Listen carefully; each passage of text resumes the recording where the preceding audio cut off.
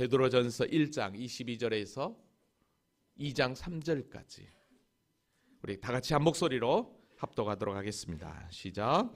너희가 진리를 순종함으로 너희 영혼을 깨끗하게 하여 거짓이 없이 형제를 사랑하기에 이르렀으니 마음으로 뜨겁게 서로 사랑하라. 너희가 거듭난 것은 썩어질 씨로 된 것이 아니요 썩지 아니할 씨로 된 것이니 살아있고 항상 있는 하나님의 말씀으로 되었느니라. 그러므로 모든 육체는 풀과 같고 그 모든 영광은 풀의 꽃과 같으니 풀은 마르고 꽃은 떨어지되 오직 주의 말씀은 세세토록 있도다 하였으니 너희에게 전한 복음이 곧 이 말씀이니라. 그러므로 모든 악독과 모든 기만과 외식과 시기와 모든 비방하는 말을 버리고 갓난아기들 같이 순전하고 신령한 젖을 사모하라. 이는 그로 말미암아 너희로 구원에 이르도록 자라게 하려 함이라. 너희가 주의 인자하심을 맛보았으면 그리하라. 살아계신 하나님은 우리의 참 구원이시며 우리의 참 소망이신 하나님이신 줄로 믿습니다. 우리는 지난 한 주간 이 나라에 있을 수도 없는 대통령의 계엄이라고 하는 큰 파도 앞에 온 나라가, 아니 전 세계의 집중을 받는 정치적 대혼란의 시간을 TV를 통해서 확인했습니다. 아직도 끝나려면 얼마나 많은 시간들이 필요하고 정대행들이 필요할지 참담하기만 합니다. 그러나 분명한 것은 하나님은 결코 이 나라를, 이 민족을 포기하지 아니하시고 지키시고 인도하시는 하나님이신 줄로 믿습니다. 이럴 때일수록 우리 예수 믿는 우리는 그리스도인답게 각자에게 주어진 맡은 자리에서 최선을 다하며 이 나라의 이 민족을 위해서 더 기도하고 더 하나님 앞에 믿음 가운데 바로 서야 될 줄로 믿습니다. 아멘이죠. 요즘 많은 사람들이 인터넷으로 GPT라고 하는 인공지능 AI 기술을 통해서 컴퓨터와 대화하는 형식으로 내가 원하는 자료를 얻고 있습니다. 여러분들도 이제 이 GPT를 이용하며 언제든지 내가 듣고 싶고 내가 원하는 설교를 거기다가 딱 타이핑을 하면 불과 몇 초 만에 완벽한 설교가 딱 뜨게 됩니다. 제가 한번 해봤거든요. 근데 너무 정확하게 떠요. 그런데 아무리 AI가 발전을 하고 인공지능이 발전하여 아주 내가 원하는 설교들이 딱 눈앞에 펼쳐진다 할지라도, 그러나 강단에서 전하는 설교자의 영성과 성령의 조명하심, 그거에 비하면 컴퓨터에 올라와 있는 데이터를, 자료들을 종합해가지고 그 질문에 대해서 이 AI가 답변을 하거든요. 거기에 비하면 분명한 설교는 차이가 있을 거라고 저는 생각을 합니다. GPT에게 제가 이런 질문을 해봤습니다. 영암중앙교회는 어떤 교회입니까? 그랬더니 합동측이라는 건 맞아요. 근데 주소가 달라요. 우리 교회 주소가 아니었어요. 담임 목사님도 김아무개 목사로 나오고, 근데 또 유튜브에 제 설교가 올라오니까 그 설교의 영상이 옆에 딱 뜨고 이런 교회입니다 라고 되어 있었어요. 그걸 보면서 어떤 생각을 했냐면, 아무리 AI가 발전하고 컴퓨터가 발전해도 이 GPT는 인터넷에 올라온 그 자료에 근거해서만 자기 나름대로 질문에 대해서 추론을 해서 답을 낸다는 거죠. 그러니까 100% 정답이 없는 거예요. 이걸 보면서 이 GPT가 아무리 컴퓨터 AI가 발전해도 정확한 근거에 의해서 정확한 데이터 자료들이 완벽할 때 그게 정답이 되지, 그렇지 않으면 전혀 없다는 거죠. 혹시 여러분의 이름을 검색해 보십시오. 안 나옵니다. 왜요? 여러분들의 이름은 컴퓨터에 안 올라와 있으니까. 그렇다면 오늘 우리 예수를 믿는다고 하면서 복음에 대해서, 구원에 대해서 여러분에게 질문한다면 과연 여러분들은 뭐라고 답변하시겠습니까? 진짜 자신 있게 구원이 이것입니다, 복음이 이것입니다, 내가 예수 믿는 이유가 이것입니다라고 자신 있게 얘기할 수 있냐는 거예요. 이 GPT는 데이터의 근거에 의하여 자기가 맞는지 틀린지 모르지만 정확하게 답을 해요. 그럼 우리는 어떻게 해야 되겠냐는 거죠. 우리도 말씀이 무엇인지, 구원이 무엇인지, 은혜가 무엇인지, 내가 왜 예수를 믿는지 그 이유를 정확하게 알아야 그 어떤 상황 가운데서도 요동하지 않고 자신 있게 대답하고 다른 사람에게 복음을 분명하게 증거하게 될 줄로 믿습니다. 그래서 어성경이 읽어지네 이제 내년에 한 번 더 시도를 하려고 하는데요. 그 책을 쓴 저자 이해실 대표님은 예수 믿는 것은 다른 게 아니라 공부하는 것이다 라고 얘기를 했어요. 그 이유는 뭐냐? 너무 성경을 안 읽는다는 거죠. 드디어 하나님의 교회 그리스도 지금 성경 읽기 45주가 이번 주로 끝납니다. 오후 예배 시간을 통해서 가이드로 여러분들에게 영상과 설명을 해드리고 매일 밴드로 그 장에 대한 설명 그리고 유튜브를 통해서 예쁜 여자 목소리로 읽어주게까지 해서 많은 분들이 함께 동참을 했습니다. 이번 주가 이제 마지막인데 여러분 어떻습니까? 벅차지 않습니까? 우리가 성경을 계속해서 몇 도 가고 중요한 게 아니라 그 말씀이 의미하는 바가 무엇인지 어떤 내용인지를 관점을 가지고 보니까 이런 내용이었구나. 그래서 내년에는 다시 한 번 더 이 말씀을 가지고 동참하려고 하는데 사실 45주 동안 제가 여러분들에게 매일 아침 5시 반에 그 자료를 이렇게 올리는 것 자체도 사실 너무너무 힘이 든 상황이죠. 그래서 교회에 왔을 때 미리 예약을 해서 정확하게 5시 반에 올라가도록 그렇게 했는데 지금 우리 시찰 목사님들이 여러 우리 교회 주보를 보고 하고 싶어서 제가 이제 다음 주에 한번 강의를 한다고 했는데 제가 그런 얘기를 했습니다. 목사님이 수고하지 않으면 안 됩니다. 1년 동안 여기에 올인을 해야 됩니다. 그래서 제가 있던 모든 자료들 다 공개를 하면서 당신들 교회에서도 한번 해보십시오라고 얘기하는데요. 1년 동안 여러분 동참하신 여러분 수고하셨습니다. 그래서 여러분들에게 멋진 선물을 준비했습니다. 다음 주에. 그래서 저 필경대에다 제가 놔둘 테니까 하신 분들만 가져가시기 바랍니다.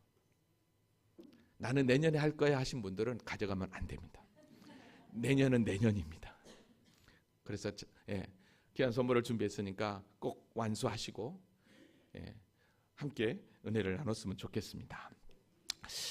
자, 오늘 우리가 함께 읽은 본문은 지난 시간 말씀과 너무 자연스럽게 연결이 됩니다.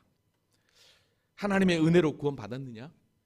그러면 구원받은 자의 성도의 삶은 어떤 방향을 향해 나아가야 되는지를 우리에게 설명합니다. 지난 시간 말씀 잠깐 정리하고 오늘 본문으로 들어갈까요? 우리는 지난 시간 우리의 구원이 얼마나 위대한지 아십니까? 라는 제목을 가지고 함께 생각을 해봤습니다. 우리의 구원은 하늘에서 그냥 뚝딱 떨어진 구원이 아니었습니다. 이미 창세 전에 하나님의 마음에 하나님의 품속에 있는 하나님의 놀라운 구원 역사였던 것을 우리는 기억합니다. 그래서 우리에게 찾아온 구원은 특별히 하나님께서 우리에게 임할 은혜에 대해서 이미 구약의 선지자들은 열심히 연구하고 살폈다라고 그랬습니다. 왜냐하면 이들은 참 구원자 되신 예수 그리스도 메시아에 대해 계시만 받았지 실제 만나지는 못했으니까.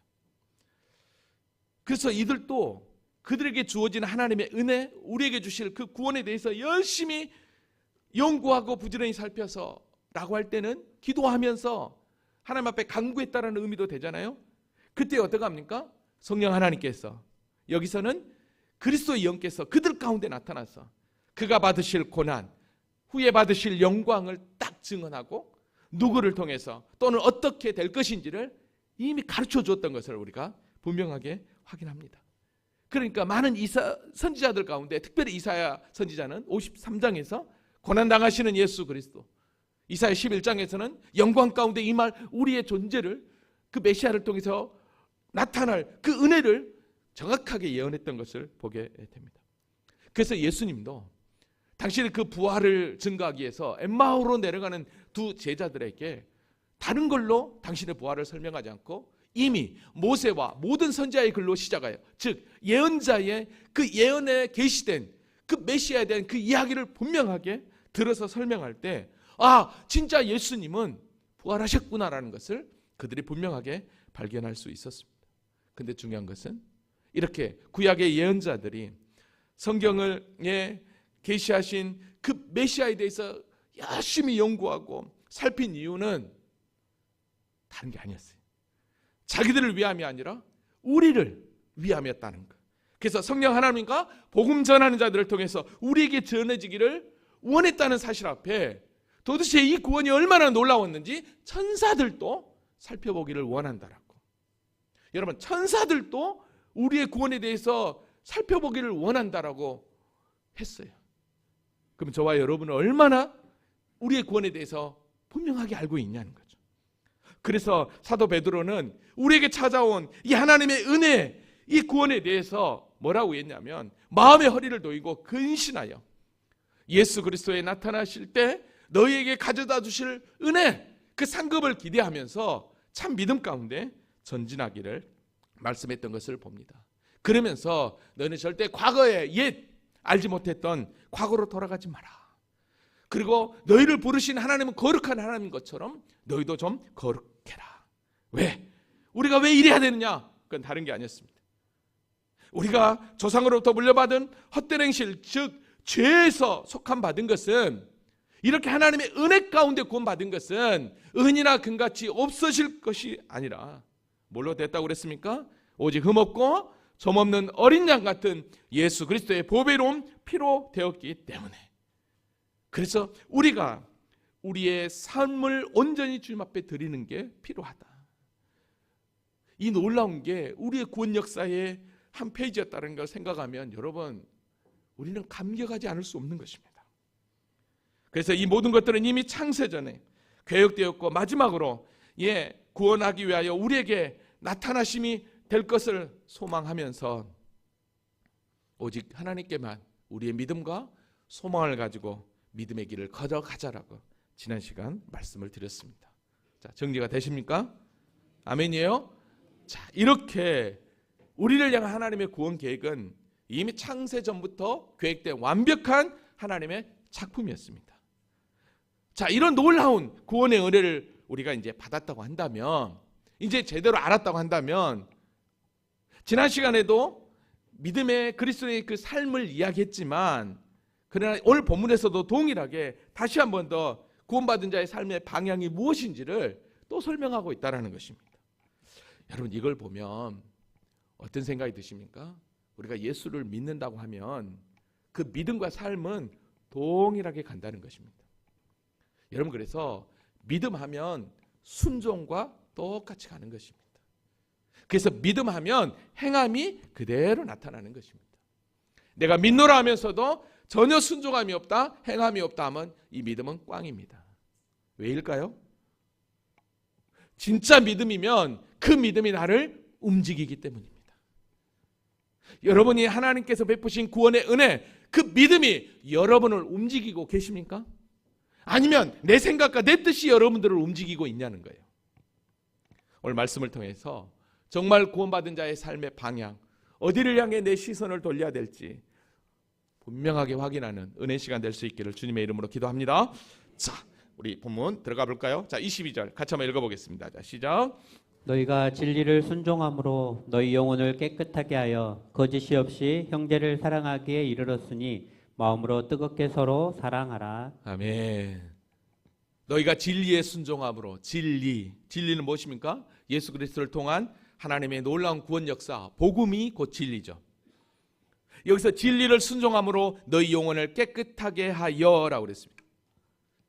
여기서 진리를 순종함으로 너희 영혼을 깨끗하게 하여, 이거는 원문에 보면 능동태 완료형으로 기록되어 있었습니다. 그러니까 예수 그리스도께서 친히 피 흘려서 우리가 당신의 완전한 순종을 통해 우리가 깨끗함을 입었으니까, 능동태니까 이 글이 내 편에서는 어떻게 합니까? 나의 수고와 노력도 필요하다는 것입니다.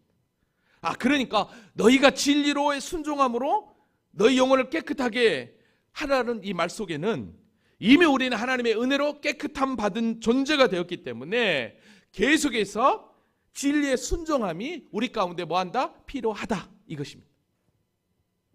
여러분, 그러니까 우리가 예수를 믿고 하나님의 은혜로 구원받았으면 예, 이제 끝. 이게 아니라 이제는 그 은혜 받은 자의 삶을 이제는 옛 시선에서 이제는 완전히 유턴하여서 돌아서서 하나님을 향해 나아가야 된다라는 거예요. 왜냐하면 그 한 예로 예수님께서 달리시 전날 밤 다락방에서 성만찬하기 전에 제자들의 발을 씻어 주었습니다. 이때 제자들의 발을 씻어 주었을 때 베드로가 막 절대 거부했죠. 그럴 때 우리 주님이 이렇게 이야기했습니다. 내가 너를 씻어 주지 않으면 내가 나와 상관이 없다. 그러니까 베드로가 주여 내 발뿐만 아니라 손과 머리도 씻어 주옵소서라고 얘기해요. 그때 예수님께서 이렇게 얘기합니다. 이미 목욕한 자는 발밖에 씻을 필요가 없느니라. 온몸이 깨끗하니라. 너는 이미 깨끗해졌다.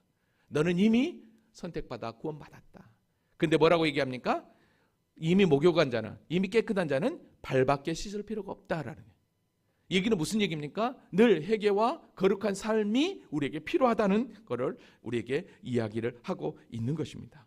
자, 그러니까 우리가 이렇게 진리의 순종함, 즉 하나님께서 베푸신 그 구원, 예수 그리스도 십자가의 구속의 은혜로 우리가 영원히 깨끗하고 구원받은 하나님의 존재가 되었으니까 이제는 우리가 어떤 존재가 되었느냐라고 할 때 오늘 보면 중반절에 보니까 거짓 없이 형제를 사랑하기에 이르렀다라고 얘기합니다.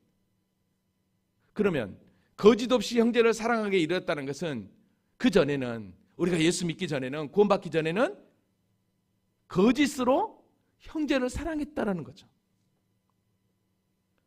거짓으로 형제를 사랑하는 삶을 살았다는 것입니다. 그러니까 거짓으로 형제를 사랑했다? 이 모습을 어디서 보냐면 죄가 시작되는 창세기에서 보면 마치 동생 아벨을 죽이는 가인의 모습을 딱 떠오를 수 있습니다. 동생과 함께 제사를 지내는 생활하는 그 과정. 근데 결국은 어떻게 합니까? 동생을 돌려 죽이잖아요. 그 전의 사랑은 참 사랑이 아니었던 거죠. 그러니까 우리가 예수 그리스도의 십자가의 구속의 은혜로 옛사람은 죽고 우리의 영혼은 깨끗해졌으니까 이제는 거짓 없이 형제를 사랑할 수 있는 존재가 되었다는 거죠. 그러니까 형제를 사랑할 수 있는 존재가 되었으니까 이제는 너희가 어떤 사랑을 해야 되느냐? 마음으로 뜨겁게 서로 뭐하라? 사랑하라 라고 우리에게 분명하게 이야기를 합니다. 아멘입니까? 오늘 저와 여러분이 형제를 사랑하는 데 있어서 거짓 사랑에서 벗어나서 이제는 마음으로 뜨겁게 서로 사랑할 수 있는 마음이 우리 가운데 풍성해지기를 원합니다. 여기서 거짓 없다라고 하는 단어를 여러분 생각하십시오. 주석을 보면서 원문을 보니까 그 원문에 설명들이 많이 있었는데 그 하나 가운데 딱 저한테 들어온 게 하나가 있었습니다. 그게 뭐냐면 거짓 없다라는 그 원문의 뜻에는 너 배우가 아니야 라는 하는 뉘앙스가 있다라는 거죠. 얘기는 무슨 얘기예요? 너 배우처럼 연기하지 마 이거예요. 여러분 배우들은 드라마나 영화에서 그걸 극대화하기 위해서 최선을 다해 혼신의 연기를 합니다. 근데 그것은 진짜예요? 가짜예요? 가짜예요. 카메라 앞에서만 그렇게 헐리우드 액션을 합니다. 그들은 남을 감동시키기 위해서 자신의 혼신의 연기를 다합니다. 그럼 질문합니다. 우리를 향한 예수 그리스도의 십자가는 연기였습니까? 억지였냐는 거예요. 거짓이었냐는 거예요. 아닙니다. 하나님이 우리에게 보여주신 예수 그리스도의 십자가는 인간을 향한 그 무엇과도 비교할 수 없는 완전한 사랑 그 자체였습니다. 만일 우리 주님의 십자가가 연기였고 거짓이었다면 우리의 영생도 구원도 헛된 것입니다. 그래서 요한일서 3장 16절에 요한 사도는 이렇게 얘기했습니다. 그가 우리를 위하여 목숨을 버리셨으니 그가 우리를 위하여 참 사랑을 행하셨으니 이것입니다. 우리가 이로써 사랑을 알고 우리도 형제를 위하여 목숨을 버리는 것이 마땅하다. 즉 주님의 사랑이 우리에게 와서 우리가 사랑을 입었다면 이제는 그 사랑이 그대로 흘러가야 된다. 전가돼야 된다. 이 말입니다. 근데 여전히 예수 그리스도를 믿는다고 하면서 우리가 진리에 순종함으로 참 사랑을 행하는 자가 되었는데 그럼에도 불구하고 여전히 사랑하지 않는다면 오늘 저와 여러분이 어떻게 되겠습니까? 여러분 그렇다고 한다면 한번 봐볼까요?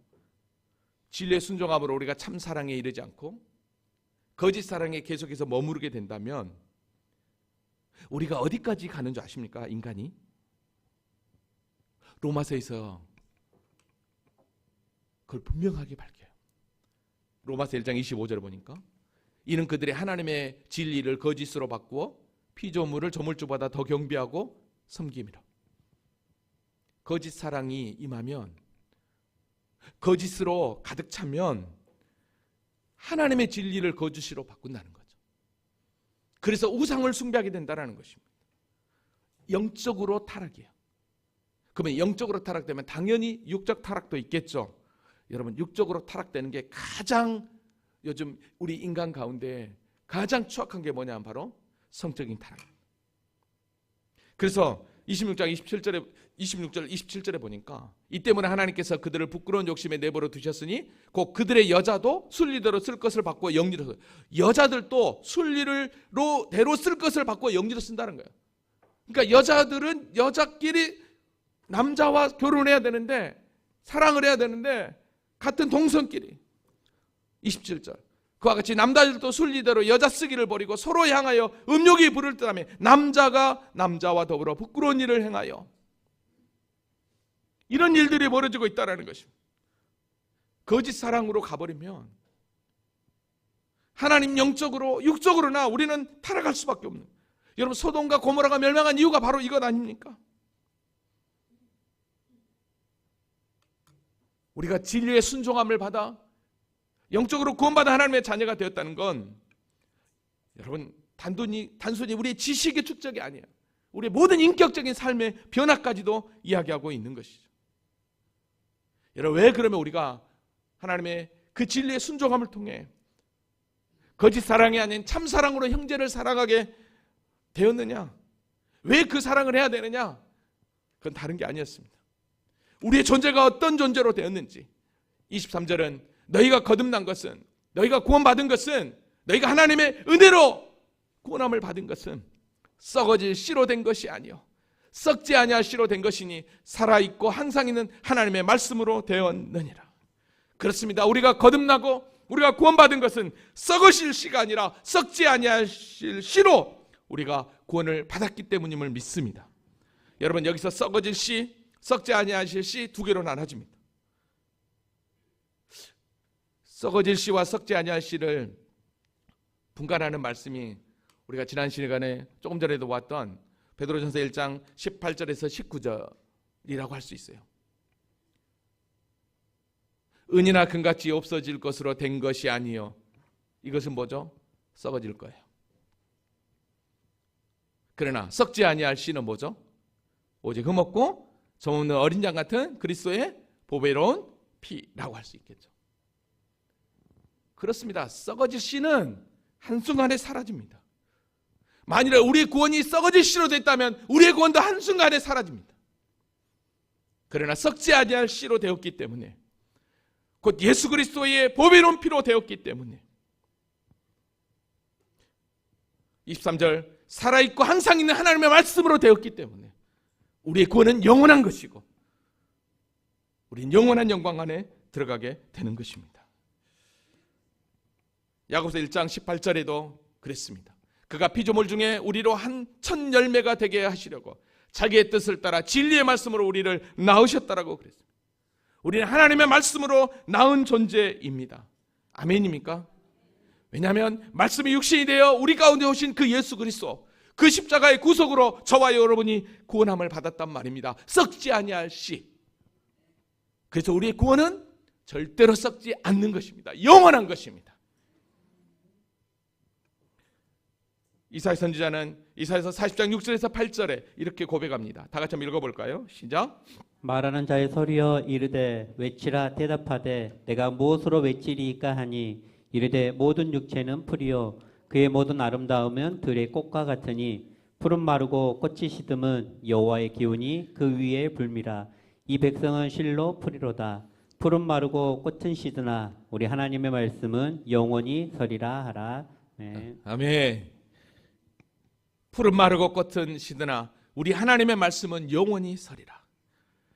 여러분, 영원하다, 여러분, 살아있다라는 것은 생명력과 운동력이 있다는 것입니다. 하나님의 말씀이 영원하다는 것은 영원한 생명력과 영원한 운동력이 있다는 것입니다. 그래서 히브리서 4장 12절 상반절에는 하나님의 말씀은 살아있고 활력이 있다라고 분명히 이야기합니다. 그러니까 하나님의 말씀, 복음은 살아있고 활동력이 있어서 죽어가는 영혼을 살려주시는 것입니다. 오늘 저와 여러분은 어떻습니까? 사실 첫사람 아담과 하와의 선악과 범죄로 말미암아 이미 허물과 죄로 죽었던 존재입니다. 그런데 썩지 아니하신 그 예수 그리스도의 그 보배로운 피, 하나님의 그 구속으로 하나님의 말씀은 살아있고 활력 있는 그 생명력이 우리 가운데 임하여서 우리가 살아난 줄로 믿습니다. 그래서 오늘 본문 23절에 너희가 거듭난 것은 썩어질 씨로 된 것이 아니요 썩지 아니할 씨로 되었다라고 얘기해요. 근데 썩지 아니할 씨는 뭐라고 그래요? 살아있고 항상 있는 하나님의 말씀이라고 그래요. 살아있고 항상 있는 말씀이 우리의 구원이 되었으니까 이 구원은 영원한 거죠. 살아있고 항상 있으니까. 하나님의 말씀이 그러니까. 그래서 우리의 구원도 영원한 거예요. 그래서 방금 이사야서 40장 이 말씀을 오늘 사도 베드로도 24절에서 이렇게 얘기합니다. 그러므로 모든 육체는 풀과 같고 모든 영광은 풀의 꽃과 같으니 풀은 마르고 꽃은 떨어지되. 그래요. 우리는 다 풀처럼 꽃처럼 마르고 떨어져요. 그게 우리의 인생이에요.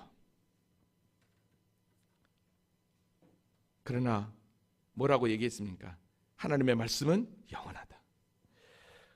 여러분, 우리가 조금 전에 보았던 이사야서 40장 말씀은요, 이스라엘 백성들이 70년 바벨로 포로로 끌려갈 때에 주신 말씀이에요. 여러분, 포로로 끌려가는 그들을 향해 무슨 소망이 있겠습니까? 그때 이사야 선지자를 통해서 위로해 주신 말씀이 이사야서 40장. 너희들은 바벨론으로 끌려가지만 전국에는 바벨론이 아무리 강할지라도 내가 다시 너희를 돌아오게 할 거야. 내가 너희를 결코 그 자리에 외면시키지 않을 거야 라고 하는 회복의 메시지입니다. 여러분, 그 회복의 메시지 하나님의 말씀이잖아요. 그러니까 세상 것들은 다 없어지고 사라져도 나는 영원한 하나님의 말씀이니까 내가 너희에게 약속한 거 끝까지 지킨다는 것입니다. 오늘 저와 여러분의 구원도 마찬가지입니다. 주 예수를 믿으라. 그리하면 너와 내 집이 구원함을 받으리라. 내 주님, 내가 주님 믿습니다. 이 믿음 또한 하나님이 우리에게 주신 선물인데 이 믿음으로 나간 자를 하나님은 끝까지 지키시고 보호해 주십니다. 25절에 보니까 오직 주의 말씀은 세세토록 있도다 하였으니 너희에게 전한 복음이 곧 이 말씀이다라고 얘기합니다. 여러분, 주의 말씀은 세세토록 있다는 것은 주의 말씀은 변함이 없다라는 것입니다. 어제나 오늘도 변함이 없다라는 거예요. 그러니까 구원의 복음은 어제나 오늘이나 내일이나 변함이 없는 것입니다. 절대적이고 영원하다는 것입니다. 복음은. 우리의 구원이 절대적이고 영원하다면 절대로 우리의 구원, 우리에게 임하신 하나님의 그 사랑은 변하지 않는 것입니다. 우리는 종종 그렇게 얘기합니다. 내가 힘들고 어려우면 하나님 왜 그러십니까? 왜 하나님 나에게만. 근데 여러분 잘 한번 뒤를 한번 돌아보십시오. 내가 변했는지 하나님이 변하고 있는지. 하나님은 늘 그 자리에 계십니다. 그리고 늘 하나님은 우리를 이끌고 계십니다. 근데 우리는 자꾸만 내가 변해놓고서 하나님 왜 나만 아닙니다, 여러분. 그러게 우리는 어떤 은혜 받은 삶에 구원받은 자의 그 삶의 방향이 어떤 식으로 가야 되겠냐는 거죠. 우리 주변에는 잘못된 길로 가는 분들이 너무 많이 있습니다. 처음부터 이단이라고 하는 교회에 그들이 가고 싶어서 갔겠습니까? 어쩌다 보니까 누구의 손에 이끌려서 갔을 것입니다. 어쩌다 보니까 거기에 빠져들고 영혼이 거기에 영적인 덫에 걸려버리니까 빠져나올 수가 없는 것이죠. 얼마나 안타깝고 불쌍해요. 여러분, 몇 번씩 여러분들에게 말씀드리지만 하나님의 교회에 우리 영암에 얼마나 많은 이단들의 교회들 얼마나 많이 있으니까. 근데 어떻게 여러분들이 하나님의 교회에 오게 되었냐는 거예요. 많은 목사님들이 신학을 하고 목회를 할 때 거의 대부분 보면 자기가 시골에서 다녔던 그 교회, 그 교단에 신학교를 거의 가는 걸 보게 됩니다. 충청도는 감리교가 많으니까 선교사들이 감리교 선교사들이 충청도 쪽 왔거든요. 그러니까 감리교에 많으니까 감리교회도 많고 감리교 목사들이 많아요. 그 감리교 성도들이 많죠. 우리 전라도는 북장로교 쪽에서 미국에 왔기 때문에 장로교가 많은 거예요. 신안증도 같은 경우는 문중경 전사를 비롯해서 성결교단의 복음이 그걸 한다니까 성결교 성도들과 성결교 목사들이 많은 거예요. 처음부터 내가 장로교인이 되겠다, 성결교인이 되겠다, 순복음교인이 되겠다, 그게 아니었어요. 복음을 받아들고. 근데 지금 와서 보니까 여러분, 저와 여러분이 그 진리와 타협하는 그 비지대는 잘못된 길로 가고 있는 그 교회에 다니지 않고 우리가 바른 신학과 바른 말씀 가운데 있는 교회에 있다는 게 얼마나 큰 축복이냐는 거예요. 아멘입니까? 여러분들이 영암중앙교회를 다니고 저와 함께 믿음의 길을 걷는다는 게 얼마나 큰 축복이에요. 아멘입니까?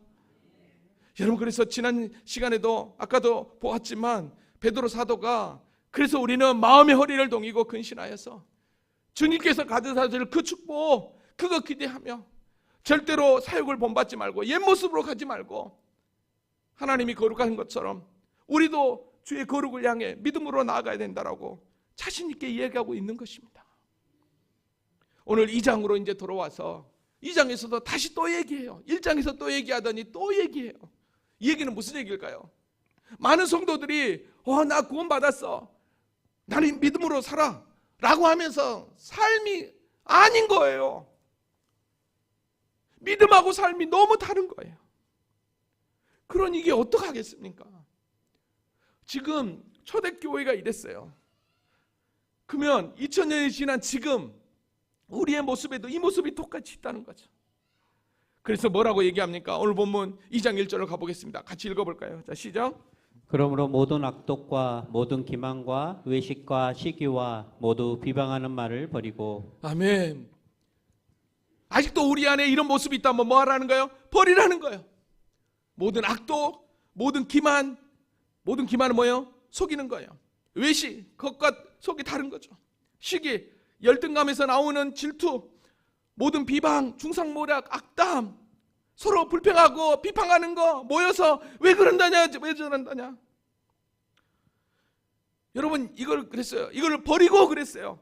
여러분, 모든 악독, 모든 기만, 외식, 시기, 모든 비방 말, 이걸 버리라고 했으니까 이거는 구원받기 전, 거듭나기 전 우리의 과거의 옛사람의 모습이었다라는 거예요.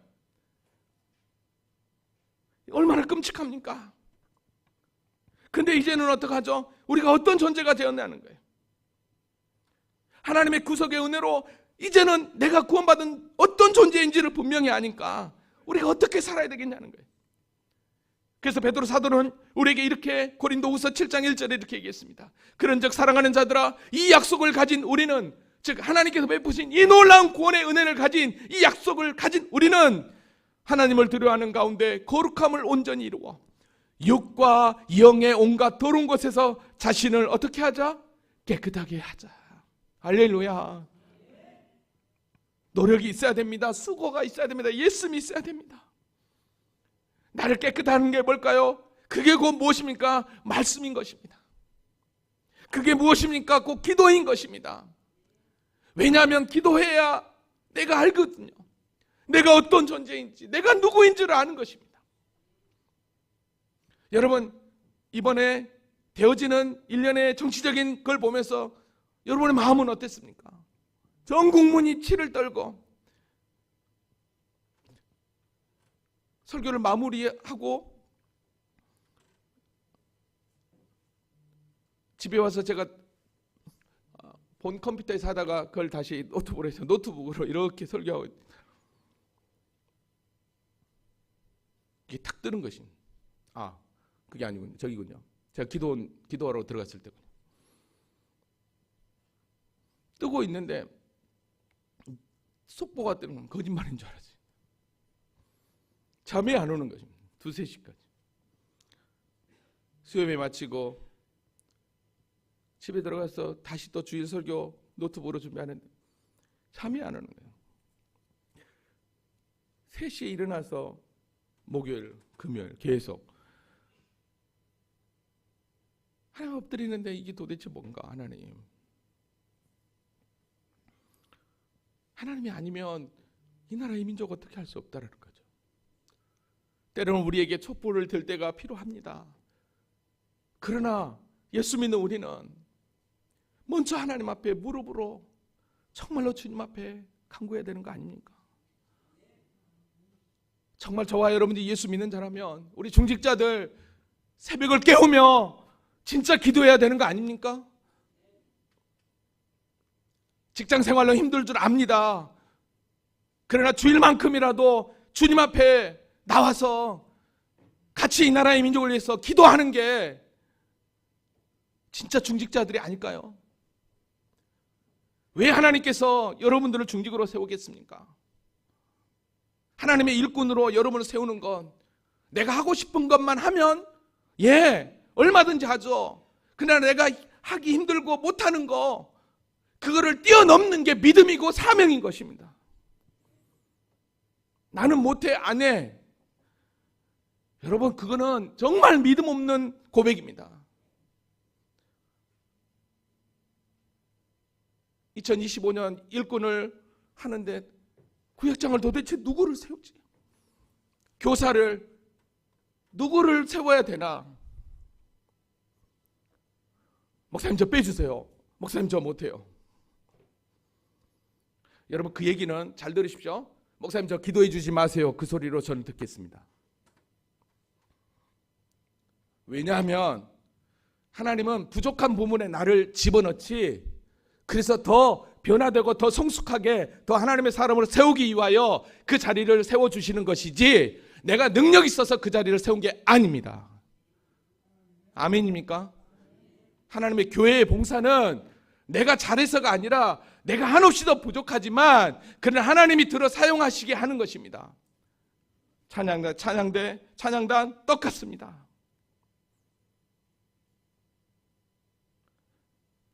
여러분 오늘 저와 여러분이 어떤 모습으로 살아야 될지 시대를 걱정하고 염려한다면 함께 기도하며 주께 나아가기를 원합니다. 자, 버리라고 그랬습니다. 그러면 우리가 버려야 될 게 있으면 그 다음은 뭐 해야 될까요? 취해야 될 게 있겠죠. 2절에 보니까 갓난 아기들 같이 순전하고 신령한 젖을 뭐 해라? 사모하라 라고 그랬습니다. 사모하라. 여러분 버렸으면 비워졌잖아요. 그 뭘로 채워야 되겠냐는 거예요. 어린아이와 같이 순전하고 신령한 젖으로 채워야 되는 것입니다. 시편을 보면 시편 기자가 하나님의 말씀을 얼마나 사모했는지 시편 119편에 보니까 내 눈이 주의 구원과 주의 의로운 말씀을 사모하기에 피곤하나이다. 얼마나 주의 구원과 의로운 말씀을 사모했기에 피곤하다고 얘기할까요? 내가 주의 계명을 사모함으로 내 입을 열고 헐떡거리나, 얼마나 사모함으로 입이 헐떡거릴 정도로 너무 직설적으로 표현하잖아요. 그러니까 얼마나 말씀을 붙잡기를 원하는 거 이거 아닙니까? 오늘 이런 사모함이 우리에게 있냐는 거예요. 말씀에 대한 사모함이 얼마나 있냐는 거예요. 바쁘다는 이유로 말씀을 읽어야 된다는 부담감이 여러분에게 있습니까? 왜 우리에게는 말씀에 대한 사모함이 없을까요? 아무리 생각해도 이런 것 같아요. 굳이 말씀 안 읽어도 내 삶 아무 문제 없잖아. 내가 이렇게 열심히 살고 있고 남에게 피해 안 주고 교회 열심히 다니고 있고 구원 받았고 나 죽으면 천국 가는데 뭐 어때서? 말씀? 몰라도 어때? 믿는데 교회 다니는데 나 헌금 잘하잖아. 이게 정답일까요? 이게 진짜 이게 예수 믿는 거냐고요. 성경은 절대로 그렇게 얘기하지 않습니다. 성경은 하나같이 다 복음의 메시지를 전하면 거기에 대한 그리스도의 삶, 행함을 분명하게 이야기합니다. 우리가 지금 공부하고 있는 이 공동서신 베드로 전서도 마찬가지입니다. 저는 우리 교회 성도들처럼 말씀을 많이 읽고 열심히 묵상하는 성도들이 없다라고 저는 자신합니다. 아멘입니까? 왜 아멘을 안 하십니까? 다시, 저는 우리 교회 성도들처럼 그래도 말씀에 대한 사모함과 열심을 가지고 전진하는 분들이 많을 줄로 믿습니다. 아멘. 그래서 호세아 선지자가 이렇게 얘기합니다. 우리가 여호와를 알자. 힘써 여호와를 알자. 알아야 면장한다고 하잖아요. 하나님 말씀을 바로 할 때 참된 그리스도인이 된 줄로 믿습니다. 여러분, 말씀에 사모할 때 그로 말미암아 뭐라고 얘기했냐면 너희로 구원에 이르도록 자라게 하려 합니다. 구원에 이르도록. 그렇습니다. 말씀은 더 우리를 구원의 그 영광 안에 들어가게 합니다. 그래서 여러분, 미리 제가 말씀드리지만 2025년 표어를 이렇게 정했습니다. 뭐라고 정했냐면 말씀이 삶으로, 삶은 예배로.